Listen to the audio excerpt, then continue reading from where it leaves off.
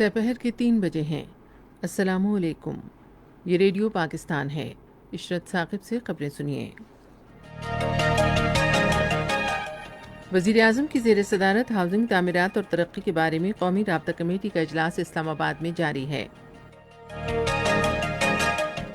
वज़ीर इत्तलात ने कहा है कि हिज़्ब इख्तिलाफ की जमातें जमहूरियत और मुल्क को कमज़ोर करना चाहती हैं। वज़ीर ख़ारजा ने पाकिस्तान और उज़्बेकिस्तान के मुख्तलिफ शोबों में दो तरफ़ा ताल्लुकात मज़ीद मुस्तहकम बनाने के लिए पुरअज़्म हैं। पाकिस्तान ने फाइनेंशियल एक्शन टास्क फोर्स के बारे में ज़राए इब्लाग़ की गलत रिपोर्ट यकसर मुस्तरद कर दी है। भारत के गैर कानूनी ज़ेर कब्ज़ा जम्मू और कश्मीर में हुक्काम ने अगले महीने की 12 तारीख तक इंटरनेट सर्विस पर पाबंदी में तोसी कर दी है। अफगानिस्तान के सूबे तखार में आज झड़पों और फ़ज़ाई हमलों में 12 अफराद हलाक हो गए। खबरें अब तफसील के साथ। वज़ीर आज़म इमरान खान की ज़ेर सदारत हाउसिंग और तामीर और तरक्की के लिए कौमी राब्ता कमेटी का इजलास जारी है।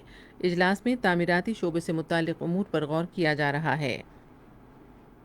इत्तलात और नशरियात के वज़ीर शिबली फराज ने कहा है कि हिज़्ब इख्तिलाफ की जमातें मुल्क और जमहूरियत को कमज़ोर करना चाहती हैं।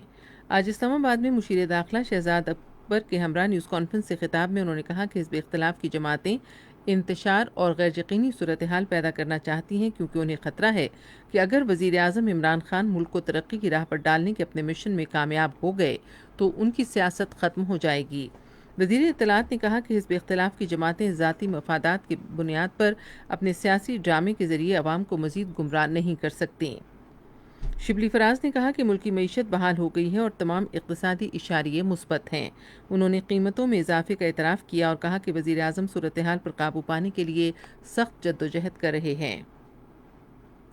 वज़ीर ख़ारजा शाह महमूद कुरैशी ने कहा है कि पाकिस्तान और उज़्बेकिस्तान में गहरे दोस्ताना ताल्लुकात हैं और दोनों मुल्कों की क़यादत दो तरफ़ा ताल्लुकात मज़ीद मुस्तहकम बनाने के लिए पुरअज़्म है। उन्होंने इन ख़यालात का इज़हार आज जमहूरिया उज़्बेकिस्तान के वज़ीर ख़ारजा अब्दुल अज़ीज़ कामिलोव के साथ टेलीफोन पर बातचीत के दौरान किया। वज़ीर ख़ारजा ने कहा कि पाकिस्तान और उज़्बेकिस्तान के साथ दो तरफ़ा सियासी मुशावरत का इफ्तिताही दौर जल्द इस्लामाबाद में मुनक़िद होगा। उन्होंने कहा कि पाकिस्तान अफ़गानिस्तान समेत ख़ित्ते में क़याम अमन के लिए अपनी मुफ़ाहमती कोशिशें जारी रखने के लिए पुरअज़्म है। दोनों वज़राए ख़ारजा ने दोनों मुल्कों के दरमियान तिजारत का हजम बढ़ाने पर भी इत्तेफ़ाक किया। साइंस और टेक्नोलॉजी के वज़ीर फवाद चौधरी ने कहा है कि 17 साल बाद पाकिस्तान हिसाबात जारिया के खसारे से निकल आया है।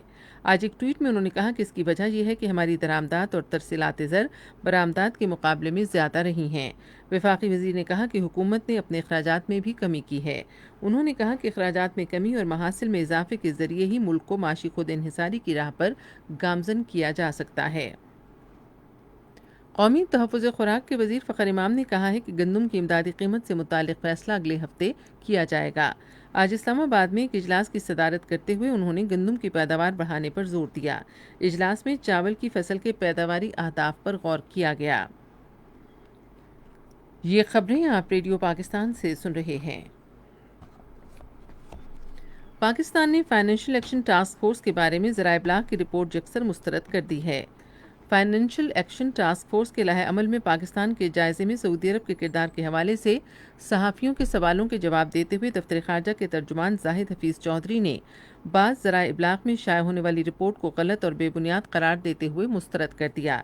उन्होंने कहा कि पाकिस्तान और सऊदी अरब के दरमियान करीबी और गहरे ताल्लुकात हैं और दोनों मुल्कों ने दो तरफ़ा इलाक़ाई और आलमी अहमियत के तमाम उमूर पर हमेशा एक दूसरे के साथ ताउन किया है।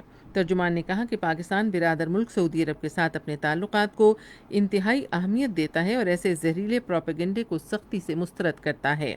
उन्होंने कहा कि फाइनेंशियल एक्शन टास्क फोर्स अपने इजलास के बाद लाहे अमल के बारे में पाकिस्तान के जायज़े पर पेशरफ्त और मुस्तक़बिल के लाहे अमल का ऐलान करेगी। पंजाब के वज़ीर आला सरदार उस्मान बुज़दार ने कहा है कि सूबे में आला तालीम के फ़रोग़ के लिए हर मुमकिन वसाइल फ़राहम किए जाएंगे। उन्होंने ये बात आज लाहौर में सूबे में आला तालीम की मनसूबाबंदी और फ़रोग़ के लिए किए गए इक़दामात के आला सतह के जायज़ा इजलास की सदारत करते हुए कही। उन्होंने आला तालीम के फ़रोग़ के लिए मौसर और मरबूत इक़दामात की भी हिदायत की। वज़ीर आला ने कहा कि तालीम के हवाले से मुस्तक़बिल में चैलेंजेस से निमटने के लिए एक मौसर निज़ाम तश्कील दिया जाएगा। انہوں نے کہا کہ حکومت صوبہ پنجاب کے پسماندہ ضلعوں میں یونیورسٹیاں قائم کر رہی ہے۔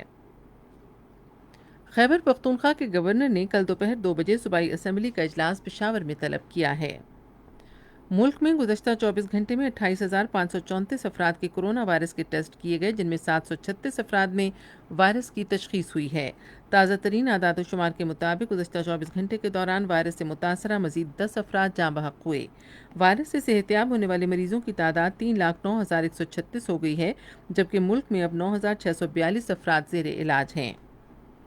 بھارت میں حکام نے غیر قانونی زیر قبضہ جموں و کشمیر میں انٹرنیٹ سروس پر عائد پابندی میں 12 نومبر تک توسیع کر دی ہے۔ انسانی حقوق کی تنظیموں، ایمنسٹی انٹرنیشنل اور ہیومن رائٹس واچ سمیت عوام اور صحافیوں کے حقوق کے لیے کام کرنے والی متعدد عالمی تنظیموں، سیاسی ورکروں اور حریت رہنماؤں نے ایک بار پھر بھارت کے غیر قانونی زیر قبضہ جموں و کشمیر میں 4G انٹرنیٹ سروس کی فوری بحالی کا مطالبہ کیا ہے۔ تاہم نریندر مودی کی حکومت نے اس پر کوئی توجہ نہیں دی اور انٹرنیٹ سروس پر پابندی میں توسیع برقرار رکھی ہے۔ بھارت کے غیر قانونی زیر قبضہ جموں و کشمیر میں سری نگر کے مختلف علاقوں میں مزید پوسٹر آویزاں کیے گئے ہیں، جن پر عوام سے 27 اکتوبر کو یوم سیاہ کے طور پر منانے اور جموں و کشمیر کے غیر قانونی بھارتی قبضے کے خلاف احتجاج ریکارڈ کرانے کے لیے مکمل ہڑتال کی اپیل کی گئی ہے۔ جموں و کشمیر پیپلز لیگ کی جانب سے جاری پوسٹرز میں کہا گیا ہے کہ کشمیری آزادی کے لیے اپنی جاری جدوجہد کو اس کے منطقی انجام تک پہنچانے کے لیے پرعزم ہیں۔ پوسٹرز دیواروں، ستونوں اور بجلی کے کھمبوں پر آویزاں کیے گئے ہیں، جن پر 27 اکتوبر 1947 کو جموں و کشمیر کی تاریخ کا سیاہ ترین دن قرار دیا گیا ہے۔ افغانستان کے شمالی صوبے تخار میں آج جھڑپوں اور فضائی حملوں کے دوران 12 افراد ہلاک اور 8 زخمی ہو گئے۔ سرکاری ذرائع کے مطابق یہ جھڑپیں صوبائی دارالحکومت تالقان کے نواح میں ہزارہ کشلاک میں سیکیورٹی فورسز اور طالبان کے درمیان ہوئی ہیں۔ ترکی میں دہشت گرد گروپ داعش سے تعلق کے شبہ میں 14 افراد کو گرفتار کیا گیا ہے۔ پولیس کے مطابق مشتبہ افراد کو پولیس اور خفیہ اداروں کی ٹیموں کی انسداد دہشت گردی کی کارروائیوں کے دوران صبح سویرے 20 مختلف مقامات سے گرفتار کیا گیا۔ ایران نے امریکی انتخابات میں مداخلت کے الزام کی مذمت کی ہے۔ اقوام متحدہ میں ایرانی مشن کے ترجمان علی رضا میر یوسفی نے ایک ٹویٹ میں کہا کہ امریکہ کے برعکس ایران کسی دوسرے ملک کے معاملات میں دخل اندازی نہیں کرتا۔ اس سے پہلے امریکی قومی انٹیلیجنس کے ڈائریکٹر جان ریٹلف نے ایران پر رائے دہندگان کے اعداد و شمار حاصل کرنے کا الزام لگاتے ہوئے کہا تھا کہ یہ اگلے ماہ ہونے والے انتخابات کو خطرے میں ڈالنے کے لیے استعمال ہو سکتے ہیں۔ ریڈیو پاکستان آج تیسرے پہر 3:30 بجے اپنے قومی پروگرام میں حضرت محمد صلی اللہ علیہ وآلہ وسلم کے یوم ولادت کے سلسلے کا چوتھا سیمینار نشر کرے گا۔ موضوع ہے منفرد بچپن اور سلسلہ ہے خاتم النبیین صلی اللہ علیہ وآلہ وسلم۔ اور اب موسم کی صورتحال کے لیے محکمہ موسمیات کے نمائندے کی رپورٹ۔